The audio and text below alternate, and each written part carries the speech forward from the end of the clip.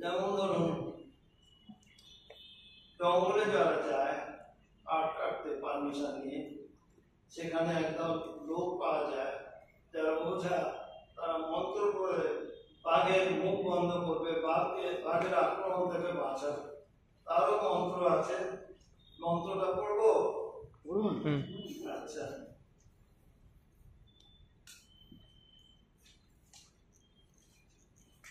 যে বোঝা তার সঙ্গে ৬-৭ জন লোক আছে, মজুর মালিক নৌকো নিয়ে যাচ্ছে, কাঠ কাটবে। জঙ্গলে ঢোকার আগে সেই বোঝার দায়িত্ব থাকে বাঘ এসে যাতে আমার লোকজনকে না খেয়ে দেয়, তার জন্য মন্ত্র পড়তে হবে। সে মন্ত্র নানান রকম, হ্যাঁ, একটা বাঘ বন্দি করে দেয়, মুখ বন্ধ করে দেয়। তো আমি একজন ওঝার কাছে গিয়েছিলাম, তাকে বললাম মন্ত্র আমাকে বলুন। সে খুব গাঁজা খেত, কাছে মন্ত্র বললো যে জানেন, যখন আমি দিল্লি থেকে নামবো, কাঁধায় পা দেবো, তখন মন্ত্রটা ৩ বার পড়ি করে। কি মন্ত্র? মঞ্চ থেকে নৌকো থেকে নামলাম, মঞ্চে দিলাম পা, আমায় যদি লাগবি দেবী, মায়ের মাথা খা, এটা ৩ বার বলবে। বলে এবারে নৌকোর ডালিতে পা, তটে পা রাখবে, রেখে তখন আবার বলে কি পড়িল গন্ডি, পড়িল গন্ডি, আকাশ পাতাল জুটি, ১৪ কোটি দেবতার মন্ত্রী, রাখিয়া বন্দি ৪ দুয়ার, বলে একটা বিকট চিৎকার করে নামে শিখলে।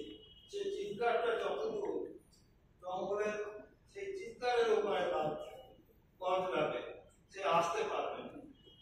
এটা হলো বিশ্বাস, তার সত্ত্বেও তো আসে। তবু তখন তারা কি করলো, দোনোটা বন্দুক নিয়ে যেতে লাগলো। বন্দুক লাগাতো আর ওই ওঝা একই সঙ্গে যেত, কারণ ওটা ফেল করবে এটা। যাই হোক, এই ব্যাপার। তা এগুলো জঙ্গল যেহেতু, আর যেহেতু নদী সমুদ্র, সমুদ্র নিয়ে একটা গল্প বলি। আমার জলকন্যা বলে একটি গল্প আছে, বলে কত টাইম আছে। তা সেখানে একটা ১৩-১৪ বছর মেয়ে কলকাতার বাড়িতে কাজ করে, উকিল, তাদের মেয়েরা কেউ ডাক্তার। তো সে এখন ১৮-১৯ বছর যখন বয়স, সে দিন-১৫ জন্য ছুটি পেয়েছে, বাড়ি গেছে। সে বাড়ি গিয়ে পেস্ট নিয়ে গেছে, কাম মানে এই চুড়িদার টুড়িদার নিয়ে গেছে। সেই পরে পেস্ট নিয়ে, পেস্টের দাম পাচ্ছে। ভাইজিরা বললো, পিসি দিদি আমাকে একটু দাও। সেই পেস্ট দিতে দিতে কলকাতা তার ফুরিয়ে গেল। তো এইভাবে কিছুদিন যায় আর কি। যে জামবাটিতে পান্তা খেত, সেই জামবাটি, কাঁসার জামবাটি তার মা বিক্রি করে দিয়ে অনেক স্টিলের থালা বাসন এনেছে। মা, আমার সেই জামবাটি। তখন মা একটু কুণ্ঠিত হচ্ছে। যাই হোক, সেই পান্তা তাতেই খায়। এবারে ওদের সঙ্গে কাঁকড়া ধরতে যায়, জঙ্গল ফরেস্ট অফিস। তারা ওই রকম ১৮-১৯ বছর মেয়ে, সে মানে শাড়িটা তুলে কোমরে গুঁজেছে, সে অবস্থা শিখ নিয়ে কাঁকড়া ধরতে যাচ্ছে। যারা ওই টাওয়ারে, ফরেস্টের টাওয়ার, তারপরে এখানে কেন যা, তারপরে চলে গেল, ভাইটাই বন্ধুদের নিয়ে চলে গেল। এবারে সে সমুদ্রে গেছে। সমুদ্রে এই যে আমরা বাগদা মাছ খাই, বাগদামি, এগুলো নোনা জলে হয়তো, তা ওই কাপড় দিয়ে বা নানানভাবে ছোট ছোট জাল আছে, নাইলন আর কি, ওগুলো নাইলন, তাতে মনে করবে। আরেকটা বেরিয়েছে আরো সরু, তাতে ওই বাগদাগুলো লেগে যায়, তার সঙ্গে অনেক হাবিজাবি মাছ লেগে যায়। তখন সেই বাগদাগুলো বাছাই করে ডিশে বা গামলায় রাখে। অনেকেই রাখে। একদম ব্যাপারী আসে, হাঁড়ি, বড় বড় হাঁড়ি, হাঁড়িতে রোদ্দুর পরে, চিকমিক করে, তখন ওরা ওই আসছে ব্যাপারী। তা এক একটা বাগদার কোনো সময় ১ টাকা, মার্কেট অনুযায়ী কোনো সময় ৫০ পয়সা, এইভাবে রোজগার হয়। ট্রেনটা যেতে চায়। ওই সমুদ্রে ঝাঁপায়, সমুদ্রের ঢেউয়ের সঙ্গে পাল্লা দেয়, আবার গড়ায়, যেতে চায় না, ওই মাছ ধরে ওই পয়সা। তখন তার মালিকের বাড়ি যেখানে কাজ করতো তারা খুঁজে খুঁজে এসেছে, ওই বাড়িতে গেল, যেতে বলল তোমার মেয়ে কোথায়, চলো। সে সমুদ্রের ধারে নিয়ে গেছে, নিয়ে যেতে তখন তার মা বলছে ওরে তোর বাপুটা এসেছে। তাই সে ওই ছুটে যে কাপড়ে এলে ধরো ওই অবস্থায় এসে প্রণাম করলো। তারপর আবার বলছে আরে তুই যাবি না আমাদের বাড়ি? সেই মহিলা বলছে মানে স্বামী স্ত্রী দুজনে এসেছে। বলে যাবো। বলে আবার গিয়ে সমুদ্রে ঝাঁপাচ্ছে, ঢেউ আসছে ছোট বড়, তার উপরে আপন ভাবে ঝাঁপাচ্ছে। একটা সে নিজেই ওই সমুদ্রের ঢেউয়ের অভিঘাতে নিজের সর্বাঙ্গে একটা শিহরণ বোধ করছে। আসলে সমুদ্র লিঙ্গার্থে কিন্তু পুরুষ, সমুদ্র দেবতা। যাই হোক এইসব গল্প, এই ব্যাপার হচ্ছে সমুদ্রের। তা এই যে সমুদ্রের সঙ্গে যারা থাকে সেখানকার লোকালিটিতে এক ধরনের লোকবিশ্বাস তৈরি হয়। যেমন একজন একটি গল্পের নাম আছে কারে ফাইবার প্লেট।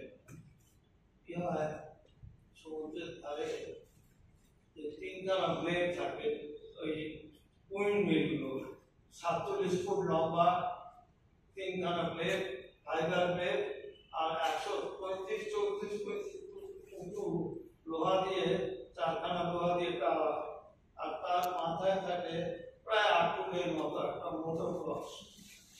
এবারে হাওয়া যদি সমুদ্রে হয়, ওই ব্লেডে লাগলে একবার যদি ধরে প্রায় 39 বার ওই মোটরটা করে, তার থেকে একটা কন্ট্রোল বক্সের পাঠায় ইলেকট্রিসিটি হয়। এই নন কনভেনশনাল থেকে ইলেকট্রিকে ওরা সাপ্লাই করে। তো এইখানে আর কি একজন মহিলা সে তার ওই আধার কার্ড করে যখন ফিরছে, সেই ধারে যারা আশেপাশে থাকে তারা ডাকাডাকি করলো, খুব পুষ্টি হলো। তারপরে কি হলো, ওই 2009 যে এইটা হলো আয়লা, সে আয়লা তো ওই প্লেট ভেঙে পড়েছিল। সেই প্লেটটা তার ডুবায় ঘাট করেছে, সেই ঘাটে অজু করছে, মুখ ধোবে, হাত পা ধোবে, আসলে নামাজ পড়বে। তার বান্ধবী ছোটবেলায় যখন স্কুলে পড়তো একসঙ্গে প্রাইমারিতে, এখন তার 34-35, আর যে অজু করবে নামাজের জন্য তারও প্রায় কাছাকাছি বয়স, সেও তাদের বাচ্চা কাচ্চা হয়েছে। তাকে বলছে হ্যাঁ রে আমাদের এবারে কি হাওয়া বইবে ফাল্গুনে? ও তখন মেঘটার দিকে তাকিয়ে বলছে বোধহয় বইতে পারে, উত্তর পশ্চিম কোণ বায়ুকোণ, ওইদিকে মিলগুলো আছে, মনে হচ্ছে হাওয়া হবে। হাওয়া এলে কি হয়, ফাল্গুন চৈত্রে সমুদ্রে হাওয়া বইলে শহরের বাবু বাবুনিরা তো বেড়াতে যায়, যার ফলে ওর চেয়ার দিয়ে বসায়, ঘন্টায় 10 টাকা এরকম ব্যাপার থাকে। এইটা তার হাওয়া আসবে। আর সে মহিলা হাজব্যান্ড কিন্তু সমুদ্রে ডুবে গেছে মাছ ধরতে গিয়ে, সে একটা সিঁদুর পরে থাকে। মাঝে মাঝে ভাবে সিঁদুর কতদিন পরে থাকো, কারণ প্রায় 12 বছর পরে হাজব্যান্ড ফিরতেও পারে না, ফিরলে তখন সিঁদুর মুছে দেওয়া, সারা টাকা ভাঙার ব্যাপার। ফিরতে পারে, কতদিন ধরে ফিরবে? কোন নদীতে বা দ্বীপে হয়তো পৌঁছে গেছে, পরে ফিরতে পারে, এই ব্যাপারটা থাকে। সে মুছবে কি মুছবে না এই তার চিন্তা। মুছলে কি হয়, সুবিধা হয় অন্য কারুদের সঙ্গে মেলামেশা। আবার সিঁদুর শুদ্ধ গেলে বলে বৌদি কেউ জানে তো সিঁদুরের মধ্যে থেকে বেরিয়ে আসছে, এইরকম ব্যাপার থাকে। তা যাই হোক, এই যে সমুদ্রে ডুবে গেলে মাছ ধরতে গিয়ে তাকে যে ওয়েট করতে হয়, সে নেক্সট আর সহজে বিয়ে করতে পারে না, অন্যায় তার পক্ষে এই লোকাচারগুলো তো তাকে মেনে চলতে হয়। সে বিবাহিত হলেও সে কোনো বিবাহে যেতে পারছে না, এই ব্যাপারগুলো আছে। তা এইভাবেই আর কি ওই উপকূলীয় জীবন আর এক ধরনের হয়, আর একটা বিষয় হতে পারে। এবং দেখা যায় কি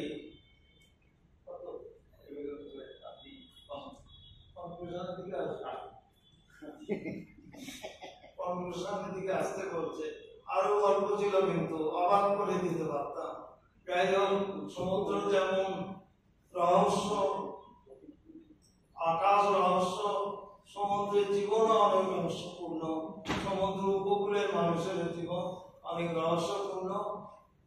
একটা করে শেষ করছি, এই যে এদের জীবনধারা ব্যাপারটা, এই লোকবিশ্বাস তো একসঙ্গে বনদেবী, বনদেবী, তার পাশে রক্ষাকারী, তার পাশে মানে গোভূতের উপর পঞ্চানন, আবার মানবের পঞ্চানন, আবার দক্ষিণেশ্বর মানে ধবধবি যে পঞ্চানন, এইগুলো থাকে। তা এখন কি জানেন, ওখানে একটা গ্রাম, এই ডালমিয়ারা, তারা যখন ফ্যাক্টরি করছে লেদারের কমপ্লেক্স, ওখানে বেশ কিছু গ্রামকে উঠিয়ে দিল, আর একটা গ্রামকে আর কিছুদিনের মধ্যে উঠিয়ে দেবে, বেঁধে রাইড করে নাম। তা কি হলো, ওদের সেটা একটা উৎসব ছিল, যে উৎসবটার পরেও তুলে দেওয়া। সে উৎসবটা ওইখানে একই চালার মধ্যে একদিকে বনবিবির পুজো হয়, একদিকে রক্ষাকারীর পুজো হয়, পঞ্চানন থাকে, মনসা থাকে, শীতলা থাকে। এই বনবিবির পুজোর ব্যাপারটা হলো কি অদ্ভুত। তারা একটা পাঁঠা খোঁজে গ্রামে, যে পাঁঠার সঙ্গে কোনো এই পাঁঠি খোঁজে, যে পাঁঠির সঙ্গে কোনো পাঁঠা উৎপাত করেনি, সেই পাঁঠিকে নিয়ে আসবে, তারই মাংস কেটে রান্না টান্না হবে, এই ব্যাপার থাকে। তা একসঙ্গে সেই মানে মাংস রান্না, আলুটা বুঝিয়ে, আর এদিকে রক্ষাকারী পুজো হচ্ছে, এদিকে হোম ফল বা বিভিন্ন ন্যাস হচ্ছে, আর ওদিকে সে রেখাত করছে। সে রেখাত আনসার আমি ভুল করছি কিনা বলো, ভুল হলে মাফ করে দিও। রেখাত তো পরে এদিকে কিন্তু সংস্কৃতের মুখার্জি ব্রাহ্মণ করছে আর নাচ করছে হাতের, আর এদিকে কিন্তু যে আফসার বলে মুসলিম ভদ্রলোক, সে তিনি রেখাত করছেন, ওই পাখির মাংস পুজো দিয়ে রেখাত করছেন। যে নায়া জুমা ও সাল্লিয়া লিল্লাহে তাআলা রাকাতে সালাতে তাহাজ্জুদে সুন্নাহ আল্লাহু আকবার। এদিকে সংস্কৃত আমাদের মন্ত্র হচ্ছে, এদিকে বনবিবির পুজো হচ্ছে। নামাজের রাতে রাতের নামাজ, অনেক গভীর রাতের নামাজ, এটা রক্ষাকারী পুজো তো, ওই জন্য গভীর রাতের নামাজ। তা তখন কি হলো, পুজো তো হতে দেরি আছে, ছেলেরা বলে চাচা মাংস পুজো পুজো হয়ে গেছে, মাংস দাও। তারা ওই পাতায় এক পিস মাংস, একটু আলু পেলো, কিন্তু নিজেদের পুজো কিন্তু সারা রাত বাকি, পুজো শেষ হতে শেষকালে কি হয়, ওই রক্ষাকারীকে জলে ডুবিয়ে দেওয়ার পরে তখন ওদের একটা উৎসব হয়, হাতে তুলি এইসবগুলো ছড়ে, বড়ি বাতাসা বাতাসা বা বিস্কুট, বড়ি বিস্কুট সব ছড়ে। এরকম কেউ লজেন্স চলছে, কেউ চানাচুর চলছে। একজন মেয়ে সে তার রেখাবে অনেকগুলো সিঁদুরের প্যাকেট এনেছে, সে সবাইকে বলছে, ও মায়েরা, ও মেয়েরা, মাসিরা, তোমরা নাও একটা করে সিঁদুর, আর আমার যে স্বামী অনেকদিন হাসপাতালে ভালো হচ্ছে না, তার আয়ু প্রার্থনা করো, আয়ু মা। এইগুলা সবাই আয়ু দীর্ঘায় প্রার্থনা করে আমার কথা শেষ করলাম। নমস্কার।